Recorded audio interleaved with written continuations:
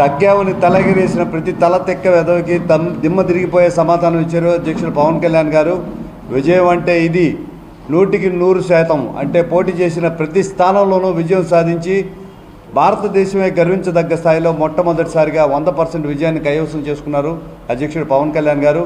దాదాపుగా 10 సంవత్సరాల నుంచి ప్రజా సమస్యల కోసం అనేక రకాలుగా పోరాటం చేసి కోట్లాది మంది అభిమానులు ఎంతో ఆర్ద్రతగా ఎదురు చూస్తున్న ఆనంద క్షణాలు పవన్ కళ్యాణ్ అనే నేను అని మా అధ్యక్షులు ప్రమాణ స్వీకారం చేసిన రోజు.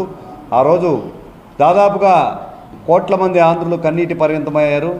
ఆ రోజు జరిగిన ఆనంద వేడుకని మా నెల్లూరు జిల్లాలో విజయోత్సవ ర్యాలీగా చేసుకోవాలనుకున్నాం.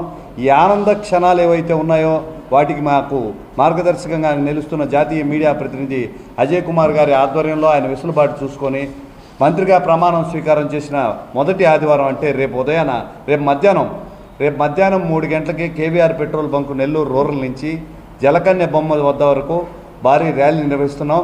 జనసేన నాయకులు, వీర మహిళలు, జనసేన మద్దతుదారులు, ఎంతో ప్రజా శ్రేయస్సును కోరుకునే చాలామంది సోషల్ వర్కర్స్ అందరూ కూడా ఎదురు చూస్తున్న క్షణాలు.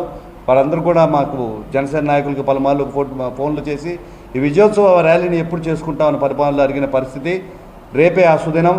అందరూ జనసేన మద్దతుదారులు, మెగా అభిమానదారులు, అట్లాగే ప్రజల పక్షాన పోరాటానికి సంఘీభావం తెలిపిన సాంఘిక సంస్కర్తలు అందరూ కూడా రేపు మధ్యాహ్నం 3 గంటలకు జరుగు ఈ ర్యాలీలో పాల్గొని మనం విజయోత్సవ సభను ఘనంగా నిర్వహించాలని కోరుకుంటున్నాను. జై జనసేన, జై హింద్.